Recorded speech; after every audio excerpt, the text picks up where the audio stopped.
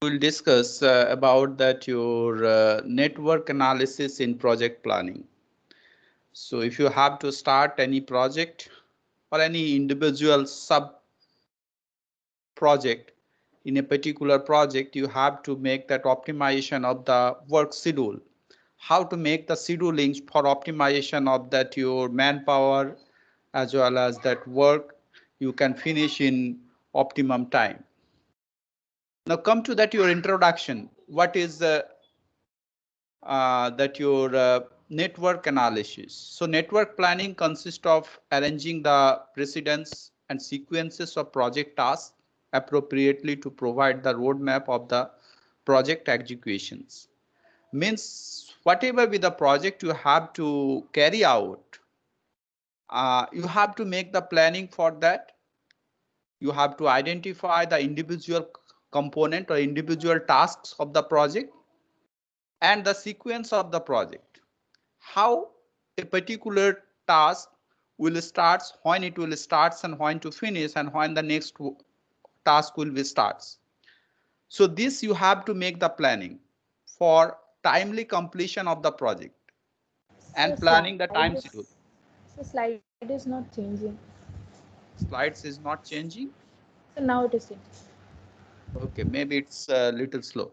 Anyway, so it starts with that your construction of a diagram. So you can you have to first identify the individual tasks of that your projects, and then you have to draw a diagram, network diagram, and which reflects that interdependencies and time requirements of the individual tasks that constitute in the projects, so that you can understand that which task will precedence of which other task and followed by the what other task. And the individual activities or tasks have the two fundamental properties.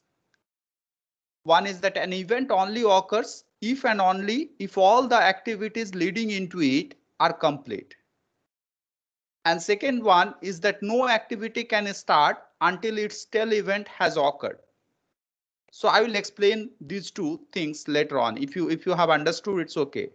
What it is the meaning that an event only occurs if and only if all the activities leading into it are complete. That means suppose there are three precedence tasks of a particular fourth task.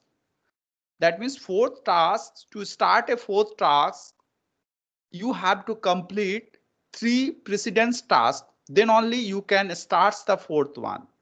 If either one can complete and you want to start that fourth task, it is not possible. So till all the three tasks, precedence tasks leading into the fourth one should be completed, then you can only start the fourth one. And the no activity can start until its tail event has occurred. So if it is, you cannot start if the tail event has occurred, already occurred. So this is what we can explain. We will explain with the diagrams. For example, so here you can see in this diagram, for example, I have taken that there are 1, 2, 3, 4, 5 tasks are there. So first we will understand what are these 1, 2, 3, 4, 5 and what is this A, B, C, D, E and small a, B, C, D, E. If you see, it is written here 1, 2, 3, 4 and 5 represents the node. These are the nodes. Capital A, B, C, D and E represents the 5 activities. Suppose there are 5 activities A, B, C, D in a particular project. It can be anything depending on the nature of the project you are going to tackle it. So these are the activities involved with this project. You have to finish it. And small a, B, C, D, E represents the time of to complete the individual task. That means task A will be completed in A time, task B in small b time, C. So these are the time required to complete the task. And here we can see if this statement, the activity E cannot start until both the activities C and D leading into it completes. That means, as I told in that last statement, the conditions, that means if you see this activity E, you cannot start till both C and D leading into this should complete. If C is completed, suppose after 20 weeks of time, and if you want to start in 21st weeks this E, and if it is not completed the task T, you cannot start that. So till both the tasks leading into any activities, if there are 3 tasks, all these 3 tasks should be completed before start of these activities. So this is what a network diagram. So you have to first identify for a particular, as a project manager, you have to identify these tasks, what are the tasks involved in a particular project, and what time required to complete a particular task.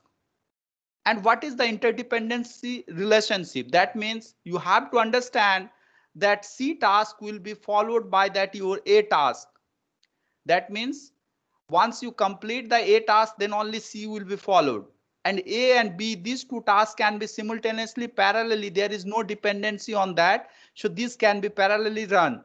That means you can start both the tasks simultaneously and this can be parallelly operate.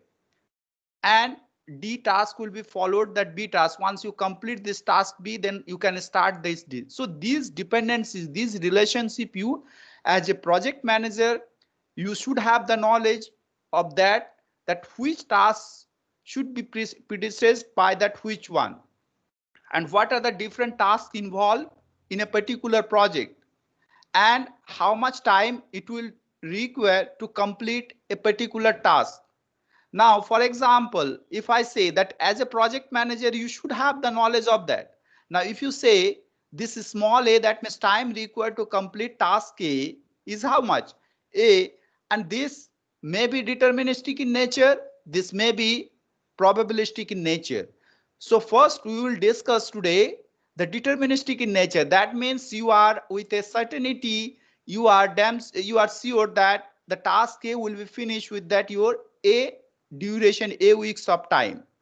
You are sure, but practically this may not happen due to some some difficulties like that availability of the manpowers or timely resource availability, other resources you may not get in time, and that's why it may delayed a little bit or it may completed early. So that may happens practically. Now, if we are dealing with that, your deterministic method, that means if you are certain that this job will be completed in 8 weeks of time, B job will be completed in B weeks of time. That means one time estimates we are using here. That means we are sure with 100% certainty that this job will be completed in this time frame. And that's why this problem is a deterministic in nature. We are not considering the probability here, and later on after that we will discuss the probabilistic nature of the model. So first we will discuss the deterministic nature of the model.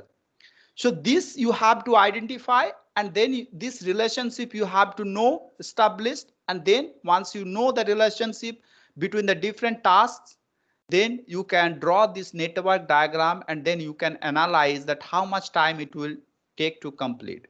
Now, if you don't do this type of analysis, and suppose if your project, if you have identified that your project involved 5 different tasks, A, B, C, D, E, and you have also estimated that small a, b, c, d, e are the time required to complete the individual task. So if you are not drawing this network diagram and if you are not doing the network analysis, how much time you can analyze that A plus B plus C plus D plus E will be the time it will take to complete it.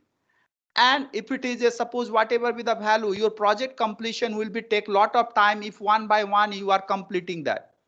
So this is basically not the way to analyze the project or implement the project. As a project manager, you have to do this type of analysis for optimizing, for minimizing the time of completion of the project. So that is your job to how to, if you are minimizing, and then optimally you have to do. It's not like that. I will tell you that it's not like that if you reduce that simultaneously all the 5 tasks or whatever you have implemented, and with larger manpower, if you have tried to finish that, it may require extra cost for that. So it's not like that always your objective is to only the minimization of the time. Your objective is to minimize the time optimally with the optimum cost. That means also with the minimum cost. Your cost of minimization also be required. So I will discuss later on that how the crashing or minimizing can be done optimally. So this is the first you will understand how to draw this network diagram. Now see some definitions related to that your network analysis. First is the critical path. What is this critical path? The path that takes the most time to complete is the critical path. So we'll explain with this a network diagram. So whichever will be that there is a, if this in this slide, if you see there are two paths are there, A, C, E, and there are B, D, E. There are two paths. So whatever, if B plus D plus E is higher, then B, D, E is that your critical path. If A plus C plus E is higher, then A, C, E is the critical path. So that we have to critical path, the path that takes the most time to complete is called the critical path. And the critical tasks or critical activity, a task that resides on the critical path. So whatever be the task will be situated on that your critical path are the critical tasks. And non-critical path, any path that is not critical path are defined as a non-critical path. If there are multiple, because maybe that there are 3, 4, 5, 6, 7 paths will be there. So except that your longest critical path, all other paths are defined as a called as a non-critical path. And all other activities which are not situated on that critical path are called that your non-critical task. So or non-critical activity. So these are the critical and non-critical tasks on path, the definition of all this. Now come to that your network representations. How you can represent the network? I have already showed you an example of network diagram. Now how to draw that? You can see this is there are two nodes 1 and 2, and this is representing an activity. What is activity? Can be defined as any operation which utilizes resources except dummy to complete and connected by two nodes.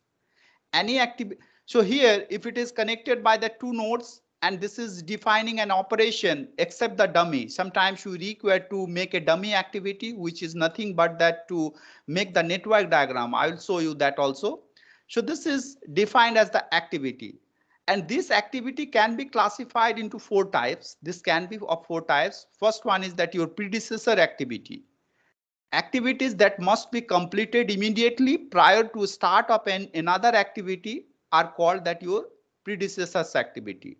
That means if I draw another diagram, another activity, suppose 2 to 3 node, and there is activity, another activity. So this activity is called that predecessor of this activity's second one. That means if this is A and this is B, so we can say that A is the predecessor activity of B. Similarly, successor activity, a successor activity is the task which occurs following a predecessor activity. That means if I draw another one here, that means this will be that A and B. So B will be the successor activity of this A. And concurrent activity, activities which can be accomplished parallelly are known as concurrent activity. That means if 1 and 2 it is connected by another activity, that means these two can be parallelly run. So these two activities are called that your concurrent activity. And what is dummy activity? Any activity which doesn't consume any kind of resources but merely depicts the technological dependence is called the dummy activity. Sometimes you may have to keep the dummy one to draw the network diagram, and that is required for completion of that, because two different activity, when we'll draw, we'll show you how to draw the network diagram. Two different activity cannot be connected by the two nodes directly. So for this case, if you have another activity connecting a one to, you have to connect it via the dummy one. Directly you cannot connect it. So that I will show you. So these are the different types of activities of a network diagram. Now come to that.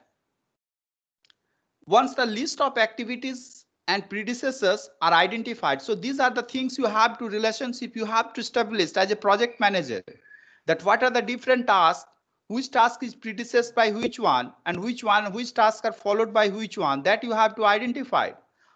Once you identify, Once you identify, then you can it should be you have to follow that to construct a project network. Now, what are the rules you have to follow? You can see the first one, node 1 represents the start of a project. So first node represents the start of the project, and arc should lead from it to represent activities with no predecessors. That means whichever the arc leads from that your node 1, there will be no predecessors activities because this is the starting job, starting activity. So there is no predecessor activities are existing.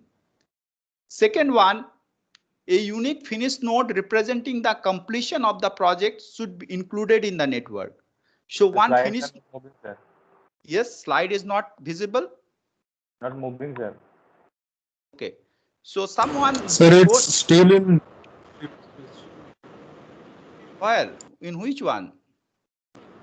5th page में अभी तक है sir, वो change नहीं हुआ है. एक second. Don't take the control. Someone has taken the control. I don't understand why you people are doing like that.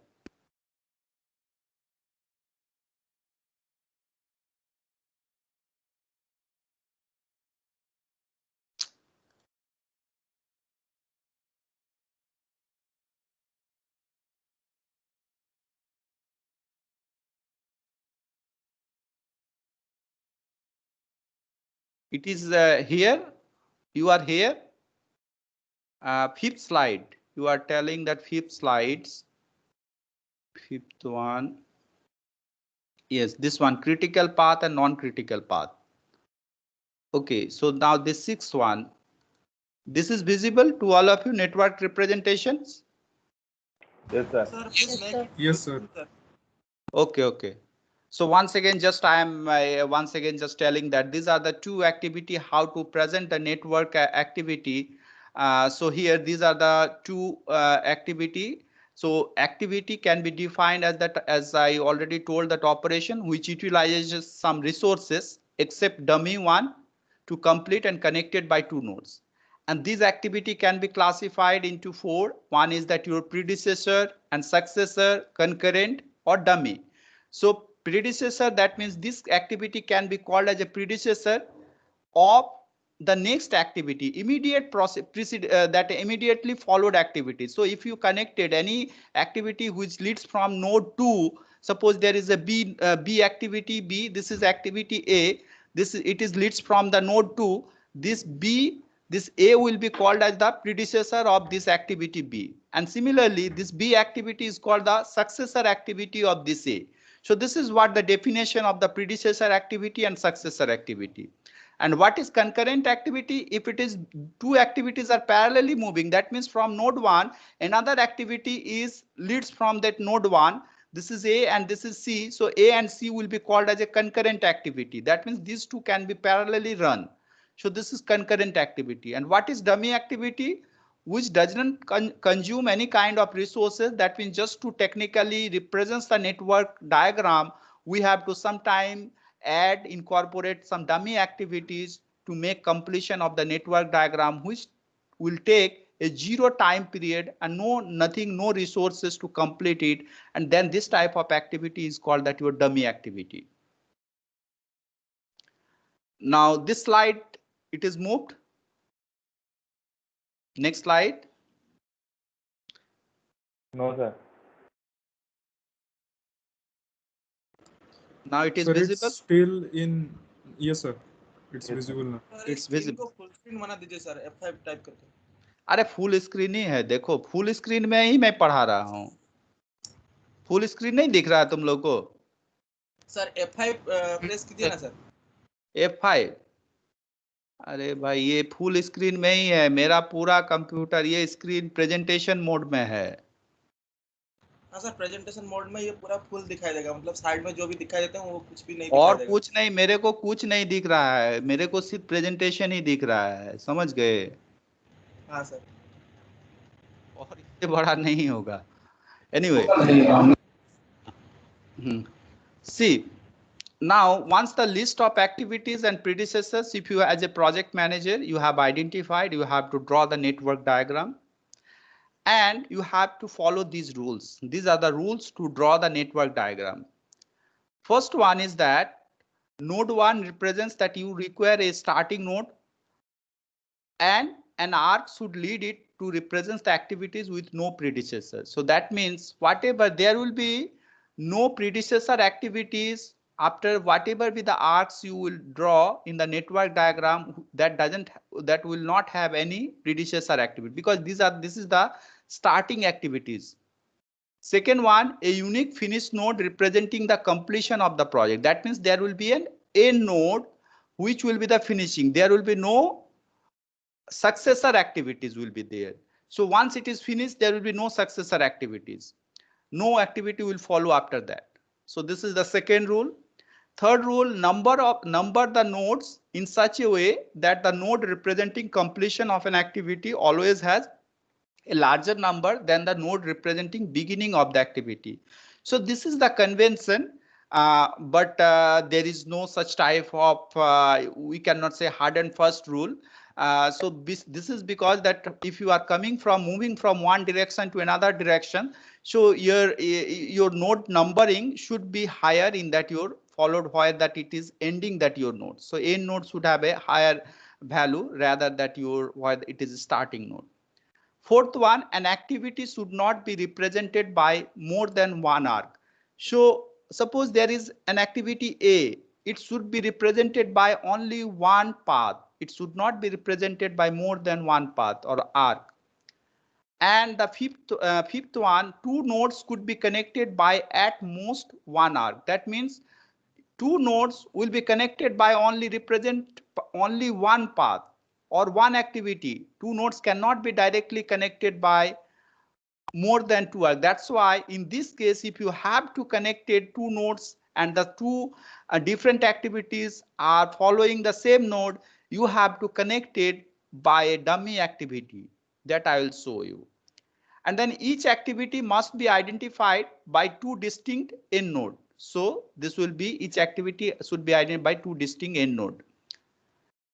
And to avoid this violation D to F, a dummy activity with zero duration represented by a dotted arc may be introduced. So that is what you require whenever you have to draw the network diagram.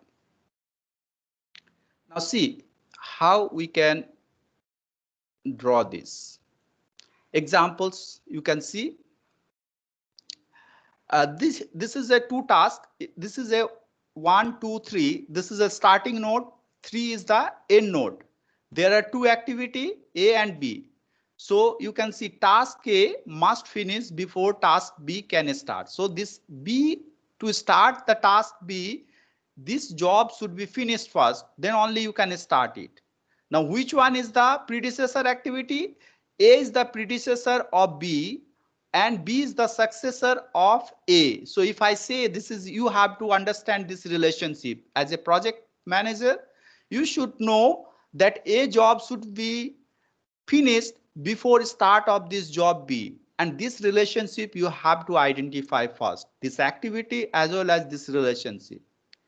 Similarly here, if you see the second one, task A must finish before either task B or C start. That means suppose the node 2 leads to two different activities B and C. So this B and C only started after completion of this task A. Once task A will be completed, then B and C both can be parallelly, concurrently run. And these are the concurrent activities. So only after completion of this task A, this B and C should start.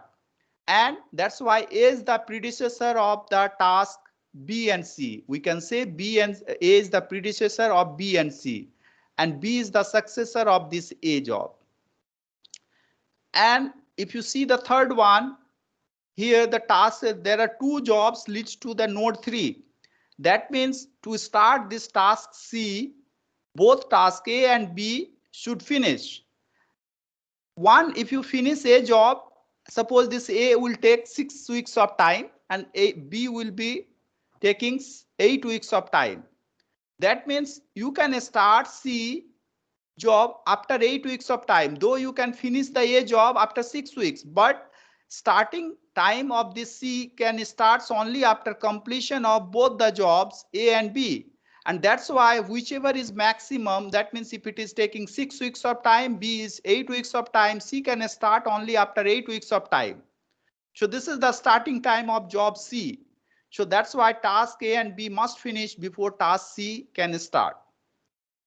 So this is how to draw. If you understand, if you establish this relationship, then you can draw the network diagram. Then come to this. Suppose two concurrent activities A and B identified in a project, and a dummy activity should be used to draw the network diagram. Now suppose, for example, here you can see this is 1 and 2 is connected. Suppose these are the concurrent activities you have identified, A and B. You cannot connect these two with the two individual nodes directly, because these two nodes can be connected. They can represent only one task, either A or B. You cannot represent more than one task by connecting two nodes. So that is the violation of that rules what we have discussed. So how we can connect? If this type of relationship you have identified in your project, then you can connect. It requires a dummy activity, and you can see you can connect this way. That means 1, 2, 3. That means dummy via dummy, and then B, and then A.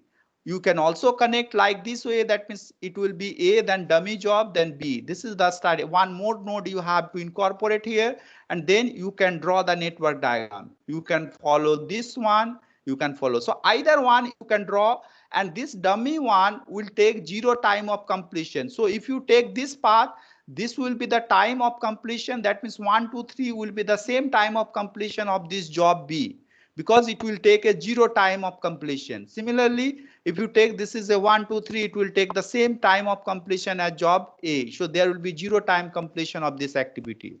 So some type of situation, if you see this type of relationship, if you have identified for your project, you have to draw this diagram.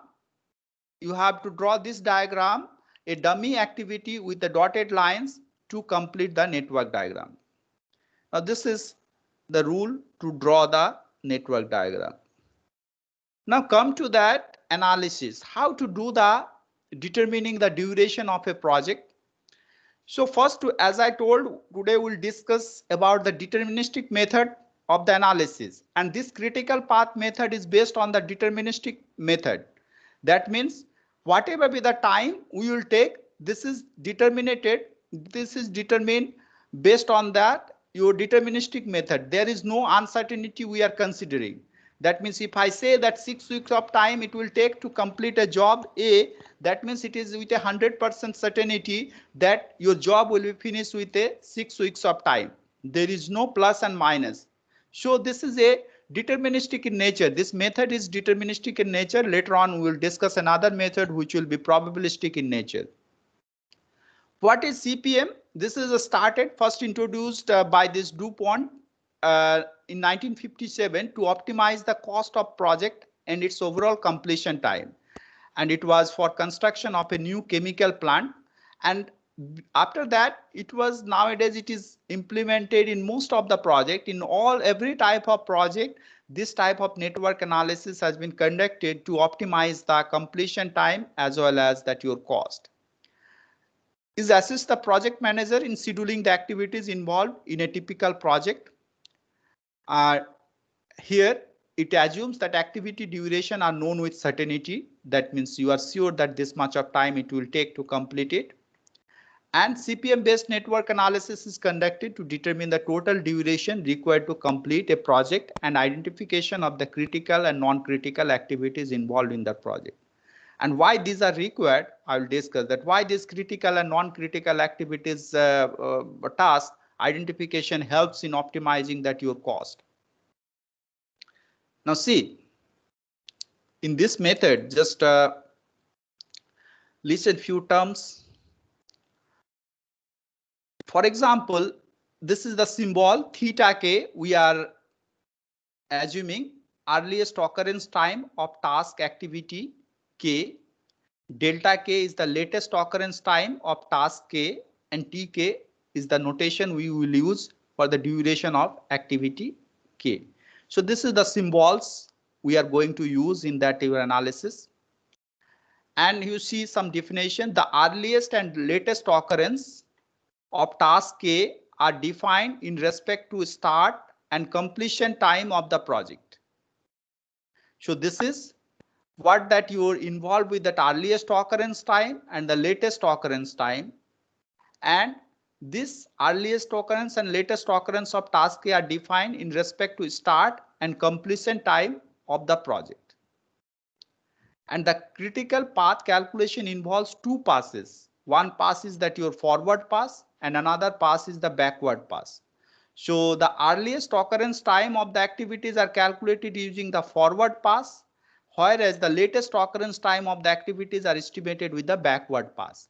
So first we have to make a forward pass to calculate the earliest start time and earliest finish time, and then we will make a backward pass to calculate the latest occurrence time and the latest completion time. Now see, computation of that your forward pass. How to make a forward pass? Suppose there are two nodes. This is representing that there is one activity K is equal to 1. So this is the earliest occurrence time of the first activity. This is, we can start with the 0 time. This is the first activities. Now, for example, here, how to calculate the earliest start time? For this task, earliest start time is that 0, and for this task, after whatever be the time T1 it will be. So this will be the earliest finish time of that, and then you have to calculate the next task. Now for any subsequent activity AK, let R activities are immediately predecessor of activity K, AK. So this is, you can see, this is a activity AK and this is activity A1, A2, AR. That R number of activities are predecessor the activity AK. Now what will be the, suppose this is coming, whatever you have calculated the earliest start of this and earliest finish of this, earliest start of this and earliest finish of this job A2. Similarly, earliest start of this job AR, earliest start finish of this job AR during the forward pass. What will be the earliest start time of this AK?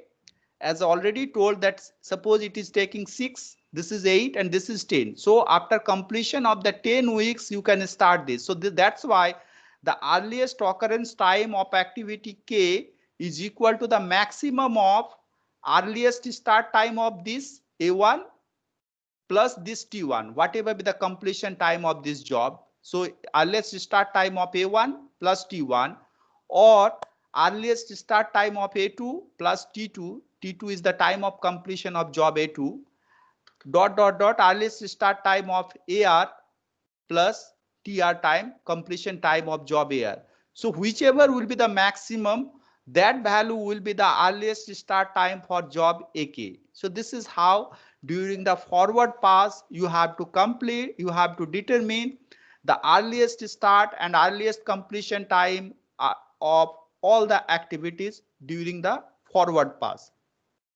Once we complete the forward pass, we have calculated for all the activities the earliest start and earliest finished. We have to make a backward pass, and this backward pass we can use that to calculate that your backward pass we can calculate to make a calculation of that your earliest, latest start and latest finish time.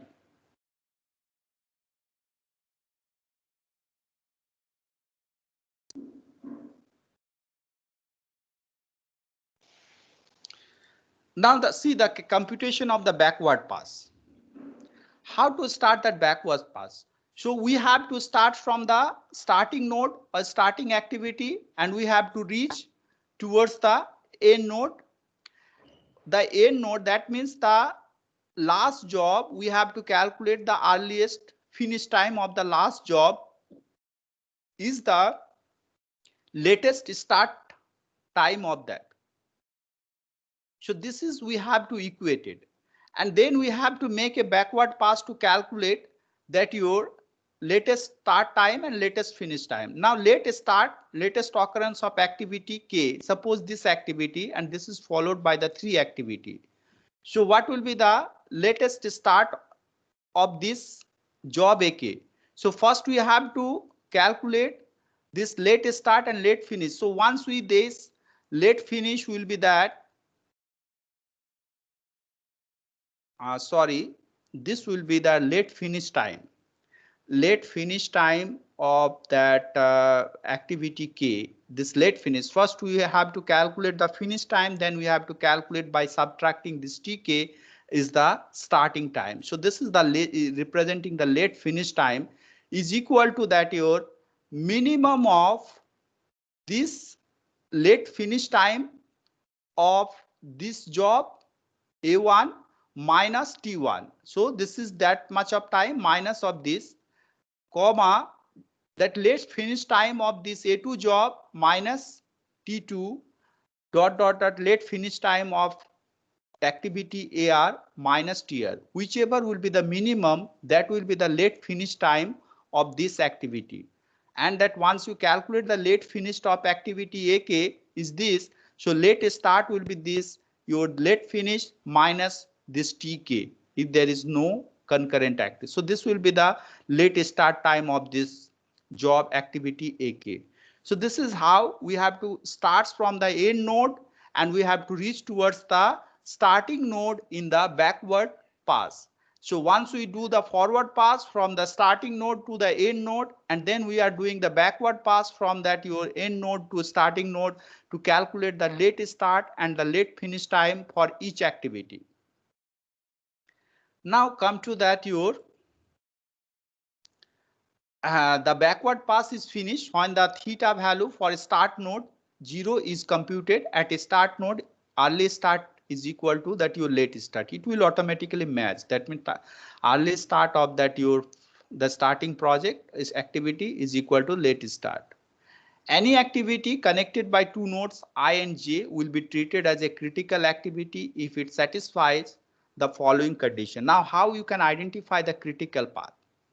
Critical path, whoever the critical task will be there, for the critical task your early start will be equal to that your late start. That means early start minus early start of K job minus K minus 1 is equal to late start of K job minus late start of K minus 1 task is equal to TK. So this relationship will hold for all the critical tasks, and that's why your float value will be equal to 0. So this is called that float is equal to that your late start minus that your early start. If this is equal, so this subtraction will be 0. So the above condition states that earliest occurrence and latest occurrence time is exactly differ by the duration of the activity. All other activities are non-critical activities. So these we can identify from here. Now how can we make a construction of the time schedule? For an activity K, ESK represents the earliest start time and delta K represents the latest completion time.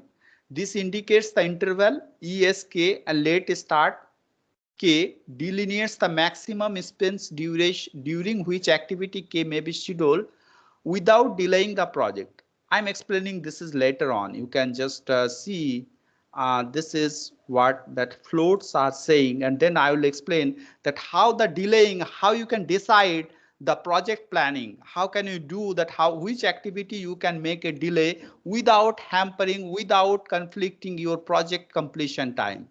Now how can we calculate the floats? First you understand the floats. What is floats? Floats are basically slack times available within the allotted expense of the non-critical activity, and this can be categorized into two types. One is that your total float and another one is the free float. What is the total float? Is the amount of time spent of earliest occurrence of activity K and latest start of the either of the immediate following activity K plus 1 over the duration Tk. So mathematically if you see, this is the total float.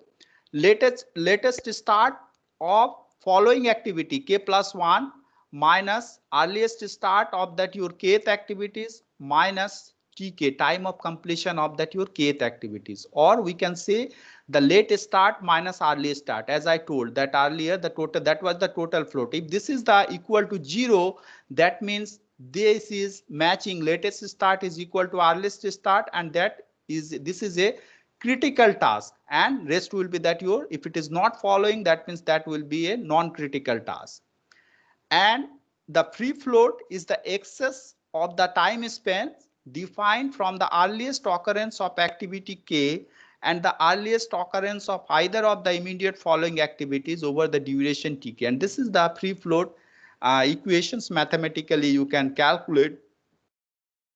This is earliest start of K plus 1 minus earliest start of that your kth job. That means this is the following job, successor task, and this is the kth task, and minus Tk, or this is K plus 1. This is the same equations, it is written here.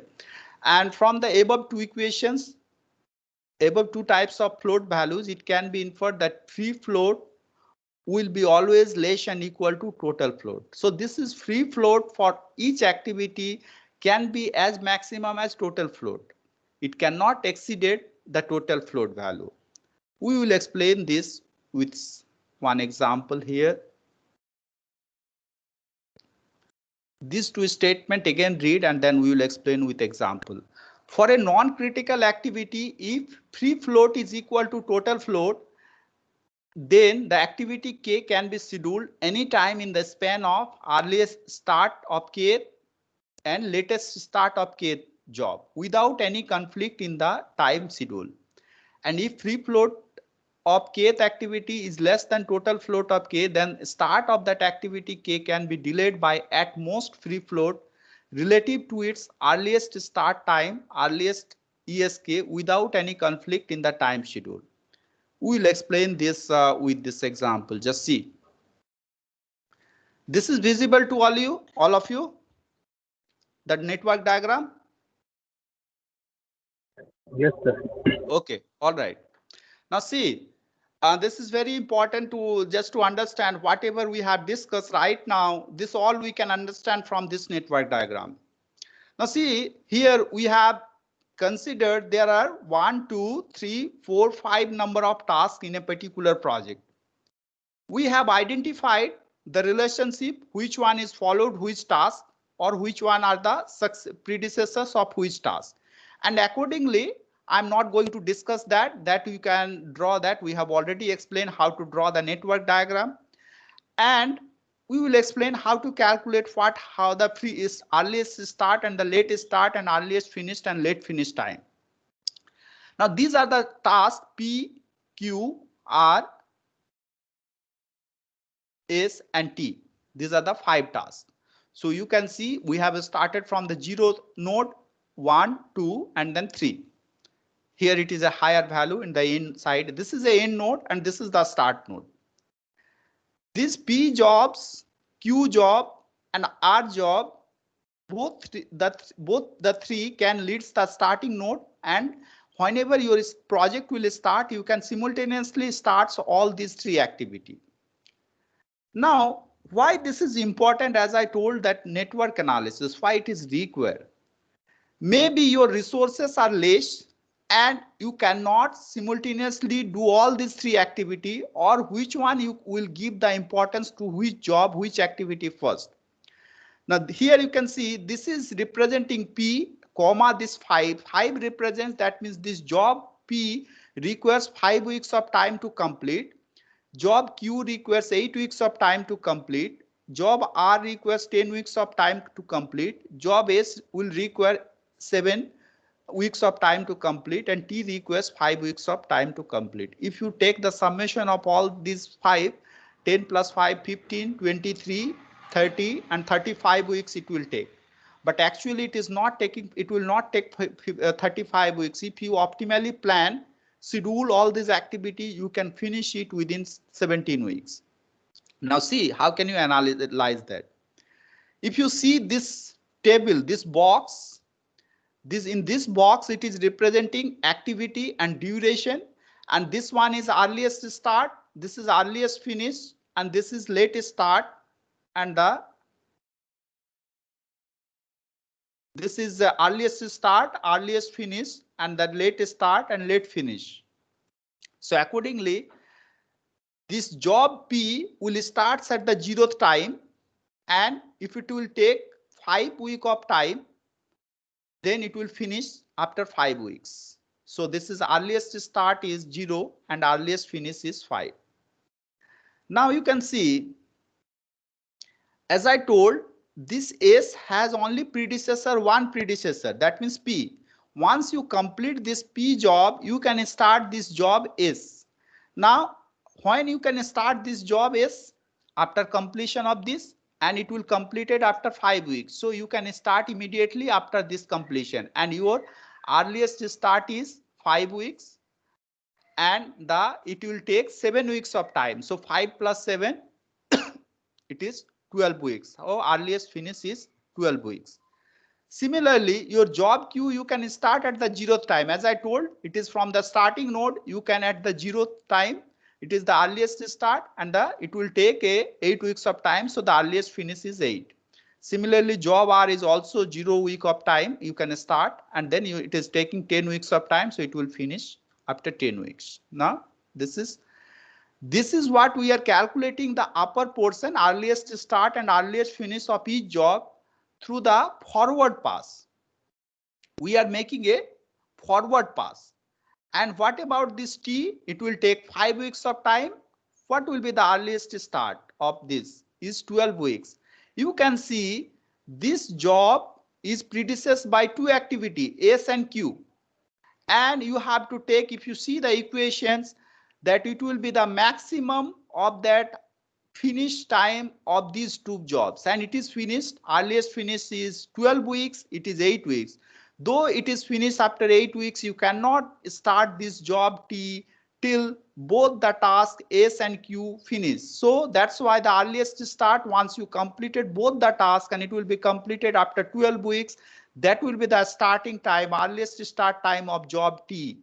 And this is the 12 weeks, is the earliest start and finish. It will take 5 weeks of time. So this is the earliest finish is 17. Now you have reached the end node. You have calculated for all the activities the earliest start and the earliest finish time. Now you have to make a backward pass. What is the backward pass? How we can do it? This last value, that means earliest finish time of the last job, will be that we have to make it equate to that your late finish time also. And the maximum of this will be that your late finish. So this is also 17. This is also 17. So this is what we have to make it though it is completed in 10 weeks, but that your earliest finish you have to take it is a 17 weeks. So this will be equated with that your late finish time. So here the late finish time of this, because this is directly connecting the end node. So the late finish time of this job will be also 17 weeks. The late finish time of this T job will be also 17 weeks. We have to equate it. And this minus late start will be minus 17 minus of this time. It will be 12. You just refer this equation. I'm not going back. Otherwise it may have some problem. So you have to take this late finish minus the time required to finish it. So 17 minus 5 is 12. So the late start will be also 12. Here the late finish will be 17, because your job will be finished. This end node will reach after that 17 weeks. Though it is the earliest finish is 10 weeks, but you have to take it a maximum one. So the late finish is 17, and how much time it will take to complete? 10 weeks. So this will be 17 minus 10 is the late start is 7 weeks. Similarly, for this job also, the late start of this T is 12. So this will be the late finish of this S, and Q will be also 12. So we are making it a 12. Late finish is 12. And it is taking 8 weeks. So 12 minus 8 is 4. And here 12 minus 7 is 5. So it is 5 weeks. Similarly, accordingly, this 5 will be the late finish of this P.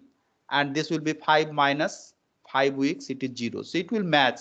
And it is 17 minus 7 is equal to, this is the earliest late start and late finish time. So similarly, all the backward pass till we have to reach the 0th node for each activity we have to calculate. Now what we can here we have, once we calculated the earliest start and earliest finish and late start and late finish for each activity, we can calculate the total float. We have to identify the critical path, critical tasks, and non-critical tasks. Now the total float, this was the equations we have used, either late start of kth job minus earliest start, or these equations also we can use. So this late start minus earliest start, or late finish minus earliest finish, whatever be that, you can use both one, late start or late finish. So this is 5 minus 5 is 0. So for P it is 0. This is 12 minus 12, it is 0. This is for S, it is 0. For Q it is 4 minus 0, it is 4. Similarly for R it is 7 minus 0, it is 7. And T it is 12 minus 12, it is 0. So whichever activity is having the 0 value is the non-critical, are the critical tasks, and accordingly this P, S, T are the critical. This is the critical path. This is the critical path, and these are the tasks situated in the critical path are called that your critical tasks. So P, S are the T are the critical tasks, and rest Q and R are the non-critical tasks.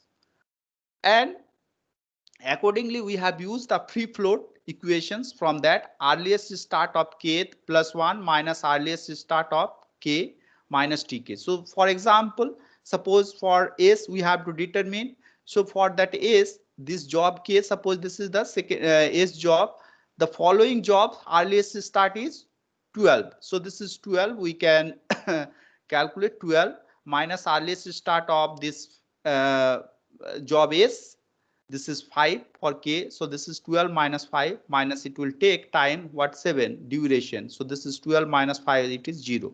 Similarly, for all the floats, we can, for all the activities, we can calculate the free floats.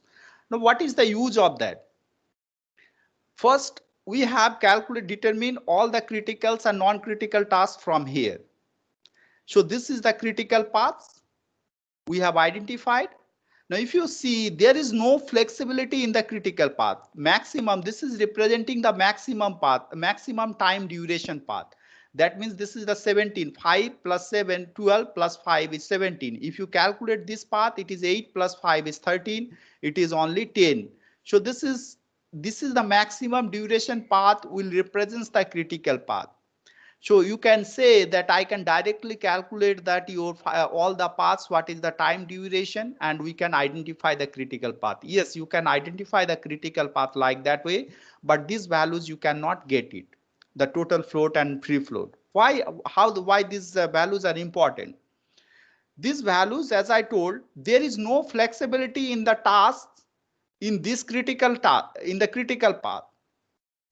If you somehow you have to give more stress, more important to this job P, S and T. If you delay any of the activities, suppose job S, if you are delaying by 1 week of time, your entire project will be delayed by 1 week of time.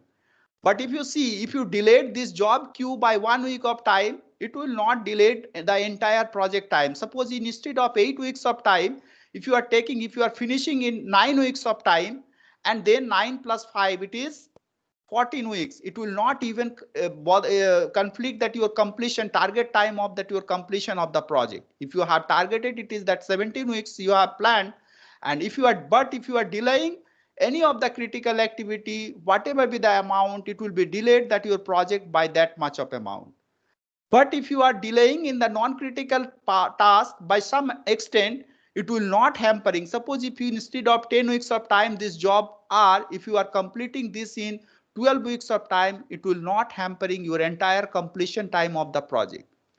So that's why you have to identify which are the non-critical activity and where you have the flexibility, because you have the limited resources. So most of the resources you importantly give important to these critical tasks, and whenever some extra manpower or machineries are available, you can concurrently do these activities Q and R to complete it. But indefinitely you cannot do it. You have some limitation that how much delay you can do it. If you are delaying it, suppose this Q job, if you are delaying by 6 weeks of time, so 8 plus 6 is, that means you are completing in 14 weeks plus 5, it is taking 19 weeks, then it will be delayed. So maximum how much you can make it a delayed, you can maximum delayed by this much of slack value, 4 weeks. This is a activity, this is the slack value, 4 weeks you can maximum make it a delayed. Similarly for R, you can delay it by maximum 7 weeks of time. So this is what you can identify, that how much flexibility you have, and accordingly you plan your project to complete that. Now, what is the free float is indicating? Since here free float and the total float both are equal, so that's why you can delay it by 4 weeks and 7 weeks. But if sometimes the network will be such that you got free float by only, instead of 4, it is 2, because it is always less than that your free total float. So suppose you are getting it is 2 instead of 4, and this is 4, then you cannot delay this activity by 4 weeks. You can start this job, you can delay it by maximum 2 weeks. That means you can delay it by 2 weeks. If you are making more delay, that will delaying that your entire project. So that is the role of the free float. If free float is less than that your total float, you can maximum delay it by 4 minus this 2. That means this 2 weeks of time you can delay this particular activity. Since here both are equal, you don't have that problem. So that is the use of the total float and the free float to do the analysis. Now in the next week, we have to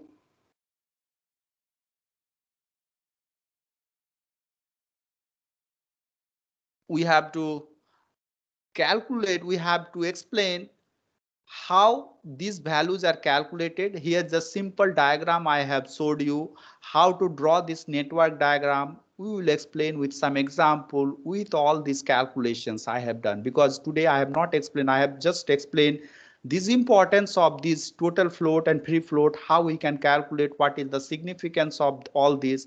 And in the next week, we will explain with full-fledged example how to draw this network diagram and how we can calculate all this value. So, all right, if you have any questions related to this lecture, you can ask.